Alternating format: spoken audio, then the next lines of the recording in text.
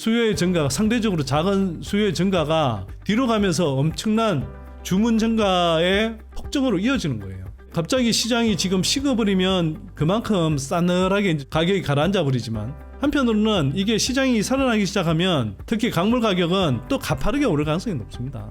중국 시장 전체로 보면 지금 뭐 광물도 그렇고 전반적으로 공급 가행이지만, 탈중국 시장으로 초점을 맞춰보면 광물이나 소재 같은 것들이 쇼티지가 굉장히 심해질 수 있는 겁니다. 실제로 26년에 주요 배터리 업체, 소재 업체들의 실적을 계산하실 때는 양극재, 뭐 동박 또는 전해핵 또는 전해질염 뭐 이런 쪽의 그 가격대가 지금보다는 뭐 어쩌면 훨씬 높은 수준까지 갈 수도 있다. 중국 시장을 벗어나서 북미 시장에서의 광물 수급은 훨씬 더 타이트해질 거고, 그렇게 되면 리튬 가격은 지금 생각하는 것보다 훨씬 큰 폭으로 상승할 수 있다. 리튬 가격이 올라가면서 양극재 판매 단가 올라갈 가능성이 있고, 그게 뭐 배터리 가격에 일정하게 영향을 미칠 거고, 리튬 가격뿐만 아니라 니켈 가격, 뭐 전해액 가격 또는 전해질염, 첨가제 쪽의 가격, 이런 것들이 다 그 올라갈 가능성이 높다.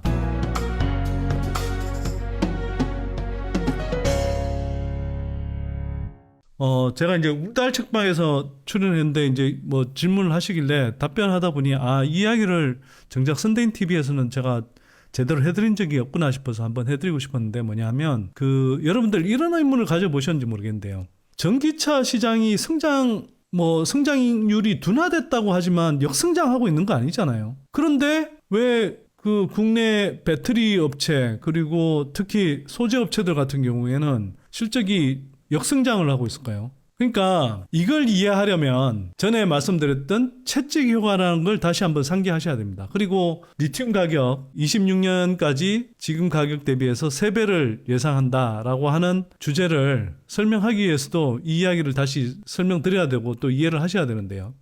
제가 전에 설명드렸던 채찍 효과라는 걸 이제 다시 조금 간단하게 복습을 하고 설명을 이어갈게요. 채찍 효과라는 건 뭐라고 제가 말씀드리냐면, 채찍이라는 게 이거죠.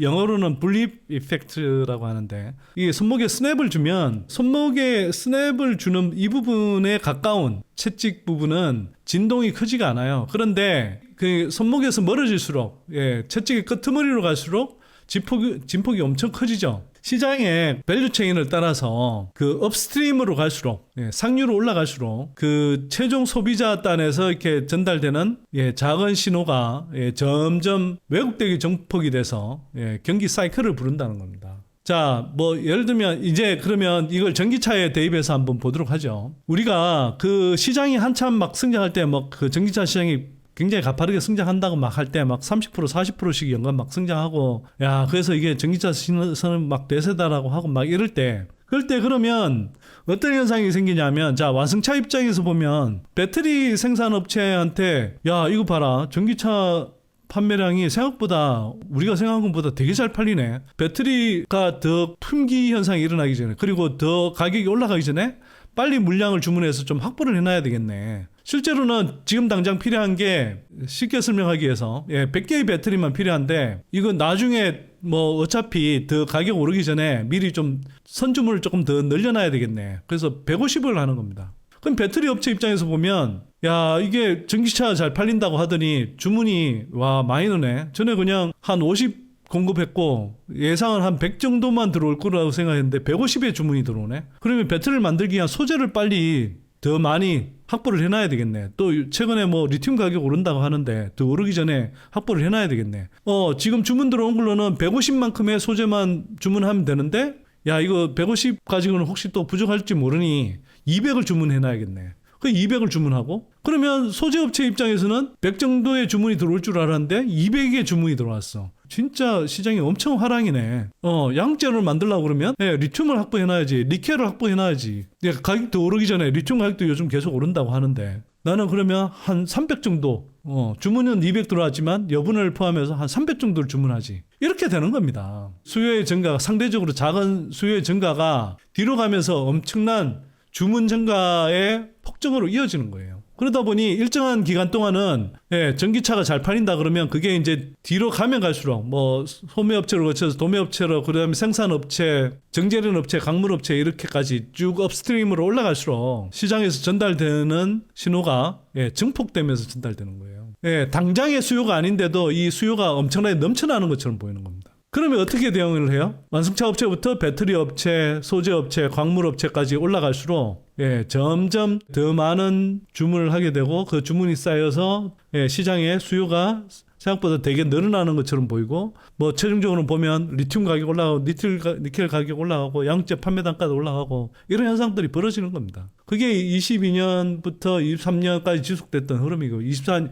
지난해 한 상반기 초반까지 이제 지속됐던 흐름이고요. 그런데 막 전기차 시장이 30% 40% 막 성장하다가 갑자기 이게 10% 수준으로 성장률이 많이 둔화돼 버렸어. 그러면 전기차 완성차 업체들 입장에서 보면 야 이거 뭐 30% 40% 성장할 거라고 해서 뭐 재고까지 쌓아두고 배터리 재고까지 쌓아두면서 선주문까지 해가면서 그렇게 했는데 판매가 좀 둔화되네. 그러니까 역성장하는 게 아니고 그냥 판매의 어떤 성장률 자체가 좀 둔화되네 이렇게 이제 느끼기 시작하면 이미 선주문을 꽤 해놓은 상태잖아요. 배터리 재고도 갖고 있단 말이에요. 그 상태에서 내가 예를 들어서 시장이 이만큼 빨리 성장할 거라고 생각하고 그 배터리 재고를 갖고 있는데 시장이 이만큼 성장할 거라고 했는데 요만큼밖에 성장 안 해. 근데 배터리 재고는 이미 충분히 갖고 있는데 성장을 안 하잖아요. 그러면 그래도 지금 적절하게 공급하려고 그러면 100만큼 배터리 주문을 해야 되는데 기존에 배터리 재고도 있고 또 한편으로는 시장이 좀 슬로우 다운 해지니까 그러면서 뭐 앞에서부터 리튬 가격 떨어지고 양재 가격 떨어지고 배터리 가격 뭐 전반적으로 조정받고 뭐 지금 급하게 주문할 필요 없겠네. 그러면 뭐 100이 실제로는 필요할 수 있지만 뭐 재고도 있고 하니까 한 70 정도만 주문하지. 이렇게 되는 거고 배터리 업체 입장에서 보면 그래도 한 100은 필요할 거라고 생각했는데 70밖에 주문 안 들어오네? 야 그러면 이거 우리도 지금 그 소재 많이 이렇게 좀 주문해놨는데 이거 좀 줄여야 되겠네. 그러면 실제로는 70 주문할 걸 다시 50만 줄여서 주문하고 어차피 뭐 소재 가격도 조금 지나면 더 떨어질 것 같으니까 급하게 주문할 필요 없겠네. 재고 소진될 동안은 조금 느슨하게 주문하지. 소재 업체는 광물 업체한테 또 그런 식으로 가고 이런 식으로 계속 연쇄적인 반응이 일어난단 말이에요. 그러면서 이렇게 채찍 효과에 의해서 이렇게 진폭이 커지는 겁니다. 전기차 시장은 여전히 성장해요. 전년 동기 대비해서 여전히 뭐 10%씩 이렇게 성장하는데 테슬라를 포함하더라도 10% 이상 지금 성장한데도 불구하고 왜 캐즘 구간이 오냐 하면 바로 이런 현상 때문에 그렇습니다. 화랑기에서 재고를 축적해놓고 했던 것들 그런 효과도 있고 또 한편으로는 뭐 가격이 어차피 지금 당장 크게 빠르게 오를 것 같지 않으니 주문을 빨리 늘릴 필요가 없는 상황이고 전기차 시장 성장률도 그렇게 가파르게 하지 않으니 주문이 줄어드는 거예요. 특히 소재 같은 경우는 예를 들면 양재를 예를 들면 리튬 가격이 떨어지니까 이른바 판가도 떨어지고 그 다음에 더 큰 문제는 비싸게 싸운 뭐 리튬이라든지 니켈 같은 그런 광물을 이용해서 이 생산을 하다 보니 이른바 역레깅 효과에 따라서 비싸게 사온 원재료를 투입해서 소재를 만들어서 팔아야 되는 상황이다 보니 거기에서 이제 실제 적자도 나고 여전히 잔뜩 갖고 있는 그 광물 재고 이거에서 오는 이제 재고자산 평가 손실도 발생하는 거죠. 물론 이거 갖고 있는 것들은 나중에 이제 이 광물 가격이 오르면 재고자산 평가 손실이 줄어들고 또 경우에 따라서 이렇게 회복될 수도 뭐 플러스가 될 수도 있고 뭐 하지만 어쨌거나 지금 당장 이렇게 보면 실적이 굉장히 부진해 보이는 이유가 그래서 그런 겁니다. 자 그러면 지금 상태에서 한번 좀 따져보죠. 26년까지 리튬 가격을 지금보다 3배 정도가 3배가량 상승할 거라고 전망하는 이유를 설명을 드리겠습니다. 이건 두 가지로 나눌 수 있는데 첫 번째는 앞에서 말씀드렸던 채찍 효과 때문에 발생하는 그 경기 사이클의 진폭이 되게 생각보다 크다. 그런데 이게 전기차 시장에도 그대로 적용이 된다. 특히 이런 그 채찍 효과가 강하게 나타나는 것이 기본적으로 공급 탄력성이 작은 그런 시장에서 많이 발생하는데 그게 이제 대표적으로 농산물 같은 거, 그다음에 광물 공급 같은 거 이런 거죠. 전기차 판매량은 상대적으로 좀 뭐 신축적으로 대응할 수도 있고 또 대응할 수 있습니다. 그러면 예를 들어서 전기차 판매량이 좀 둔화된다 그러면 전기차 출시 일정을 좀 늦춘다든지 뭐 이런 식으로 조정할 수 있고 배터리 생산 캐파도 가동률을 떨어뜨린다든지 뭐 자연스럽게 뭐 낮아질 수밖에 없고요. 뭐 그런 식으로 하면 되는데 이게 근데 늘어날 때 또 가동률 높이고 뭐 등등 하면 되죠. 근데 광물은 상대적으로 이게 리튬 채굴해서 이제 시장에 공급할 때까지 최소 5년에 10년씩 걸리는 거예요. 갑자기 시장이 지금 식어버리면 그만큼 싸늘하게 이제 가격이 가라앉아 버리지만 한편으로는 이게 시장이 살아나기 시작하면 특히 광물 가격은 또 가파르게 오를 가능성이 높습니다.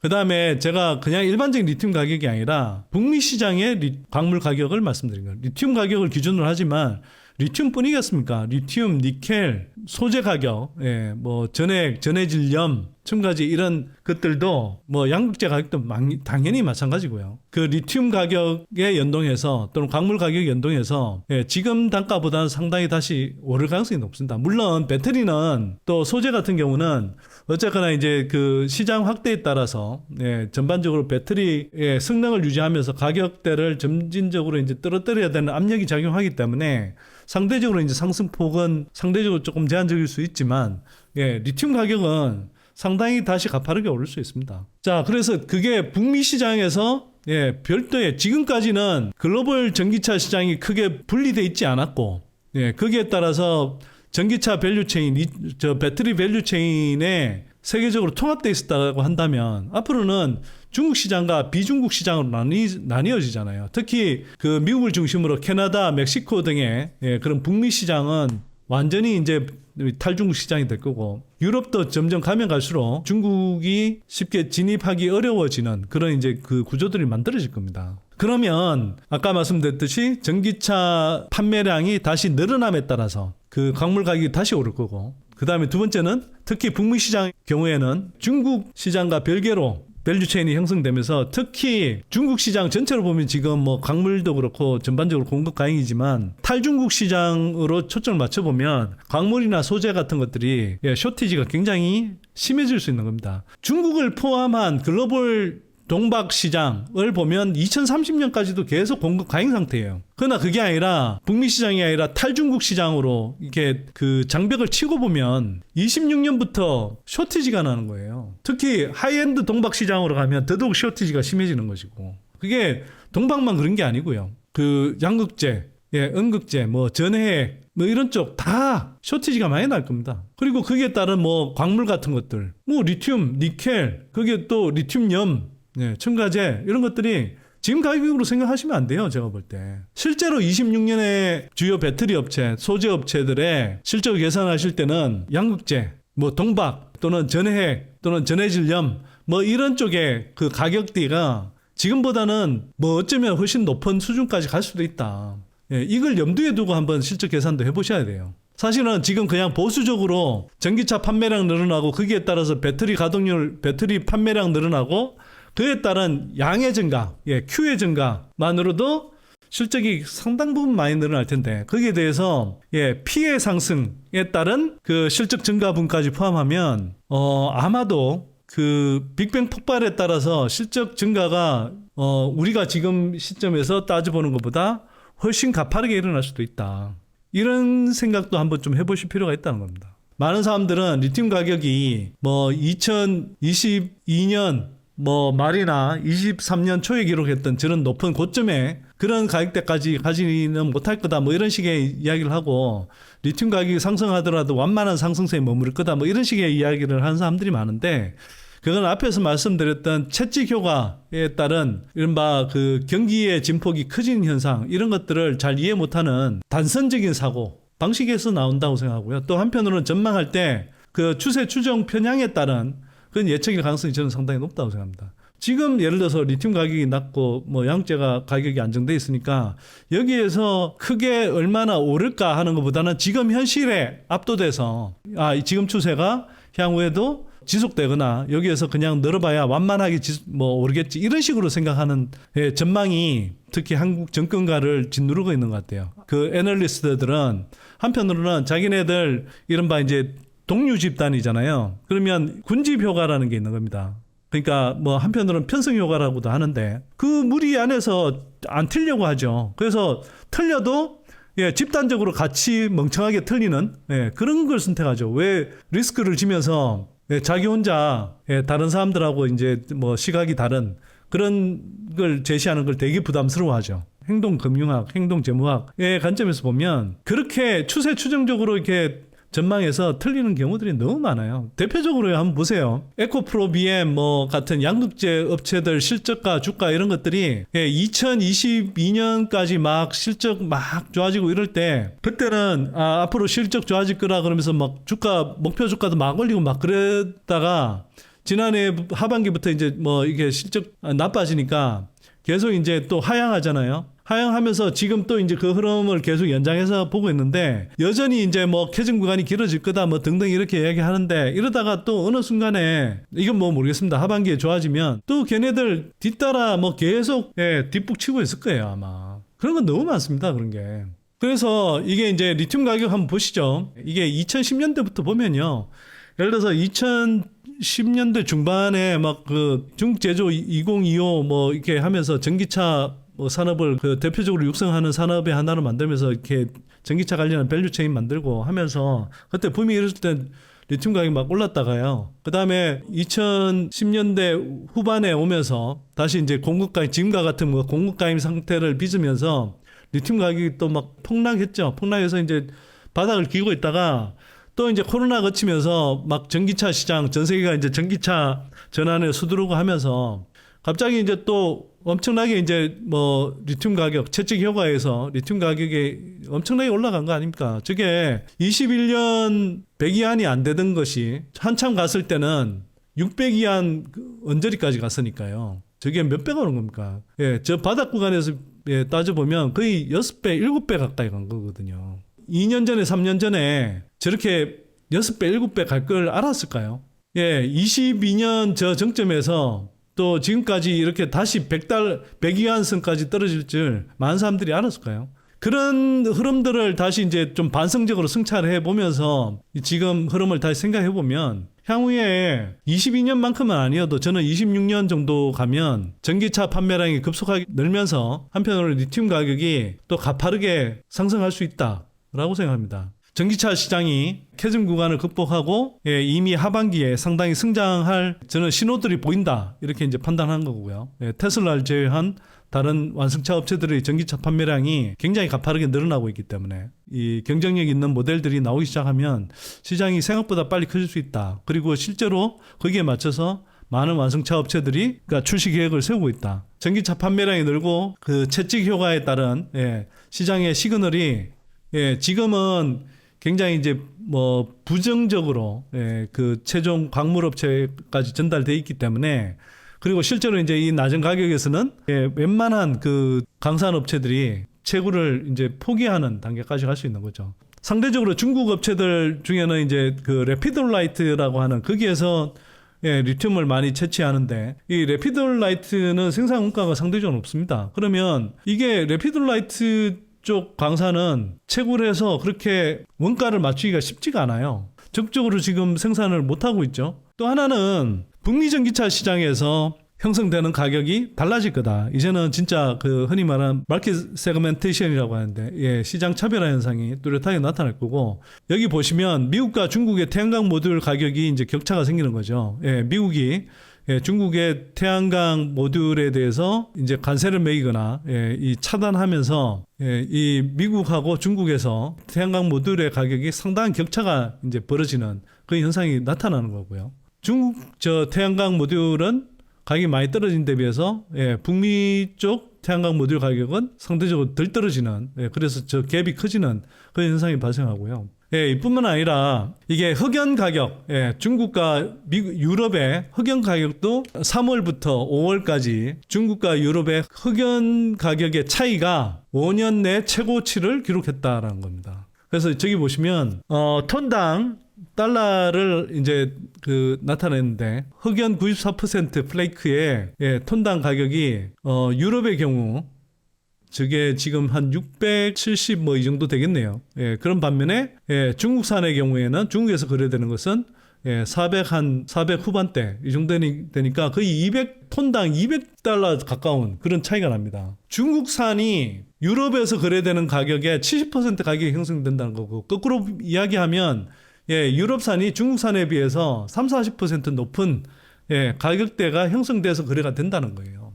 특히 전기차 밸류체인이 이제 그 IRA 세제 혜택에 따른 영향이 점점 이제 가속화될 수밖에 없고 심화될 수밖에 없는데 그 단계에서 리튬 가격은 어떻게 될까? 24년 하반기에 전기차 시장이 이렇게 성장하고 그다음에 25년, 26년 이렇게 갈 때 최측의 허가에 따른 진폭이 커지면서 광물 가격이 올라가는데 거기에 대해서 중국 시장을 벗어나서 북미 시장에서의 광물 수급은 훨씬 더 타이트해질 거고 그렇게 되면 리튬 가격은 지금 생각하는 것보다 훨씬 큰 폭으로 상승할 수 있다. 그리고 이것이 의미하는 건 뭐냐?